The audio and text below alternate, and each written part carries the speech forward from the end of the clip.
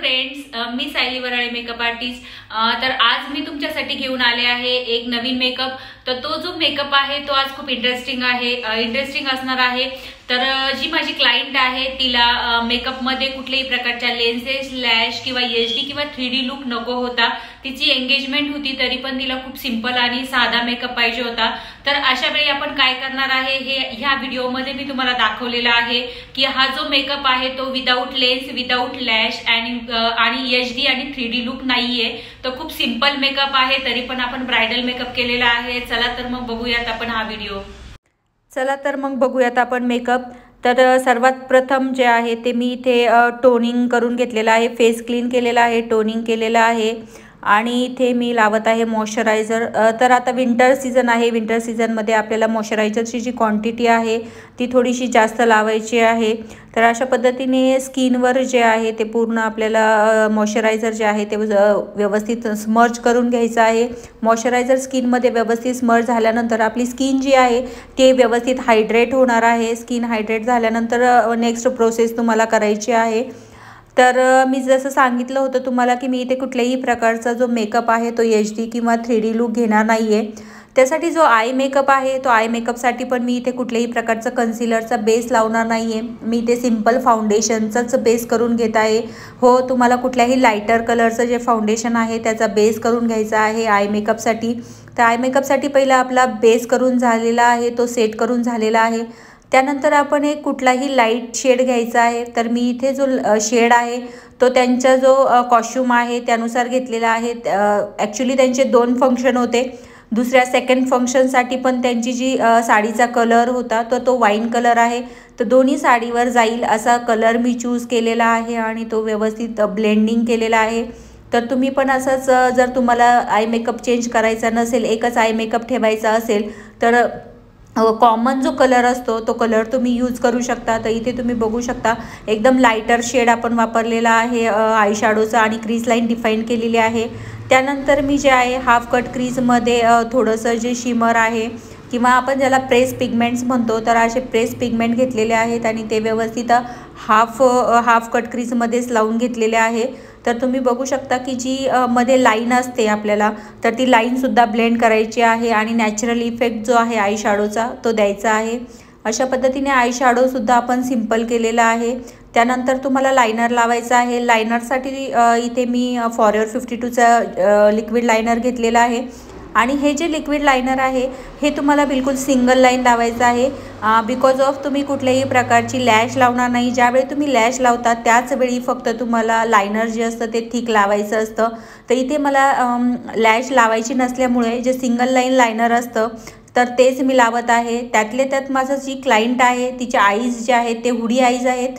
हुडी eyes असल्यामुळे सुद्धा आपण जे लायनर आहे ते त्या हुडी आईजला जे मॅच होईल तेच लावायचं असतं की आपल्या आईज कशा आहेत त्यावर पण डिपेंड करतं। तर इथे हुडी आईज असल्यामुळे मी सिंगल लाईन लायनर लावलेला आहे।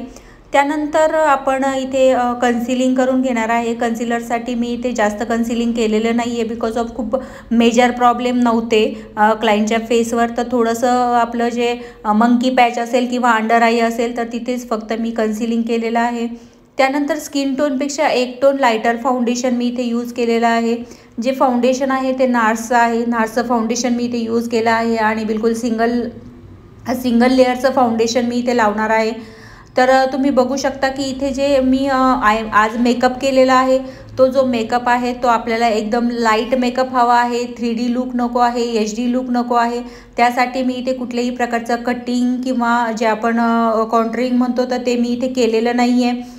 त्यानंतर इथं हायलायटिंगसुद्धा केलेलं नाही आहे। फक्त सिंगल जो फाउंडेशनचा शेड आहे तो मी इथे यूज केलेला आहे आणि तिच्या स्किन टोनपेक्षा फक्त 1 टोन असं लायटर आपण फाउंडेशन इथे यूज केलेलं आहे। अंडर आईज खाली असेल किंवा फेसवर असेल तर व्यवस्थित वेट ब्लेंडरने आपण तो ब्लेंड करायचा आहे। त्यानंतर इथे फिक्सिंग पावडर यूज केलेली आहे। फिक्सिंगसाठी मी इथे बनाना पावडर यूज केलेली आहे।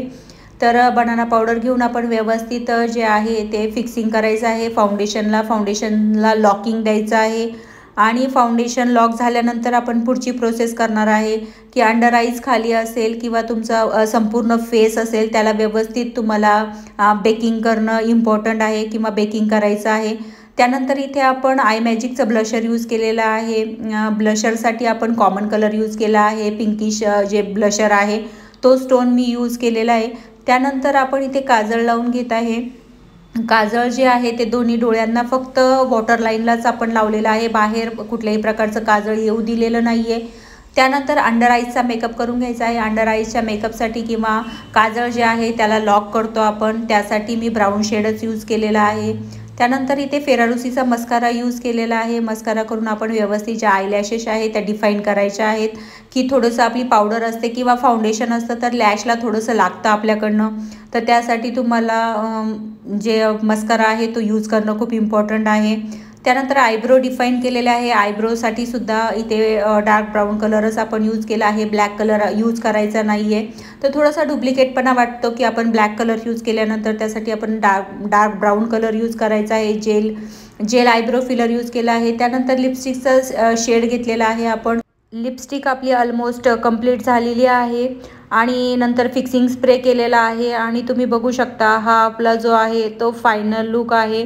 तर जी आपली एंगेजमेंट ब्राईड आहे ती कशी वाटली तुम्हा सगळ्यांना हे मला कमेंट करून नक्की सांगा, की हा जो लुक आहे हा एकदम सिंपल आणि एलिगंट असा लुक केलेला आहे आपण. जी ब्राईड होती ती पण खूप हॅप्पी आहे बिकॉज ऑफ तिला जे पाहिजे होतं ते लुक आपण तिला दिलेलं आहे. तर तुम्ही बघू शकता हेअरस्टाईल आणि साडी आणि जो मेकअप आहे तो एकदम सोबर आणि सिंपल आहे. ती जशी दिसत होती आधी तशी सेम आहे, की तिच्यात कुठल्याही प्रकारचा खूप हेवीनेस नाही आहे. थँक्यू.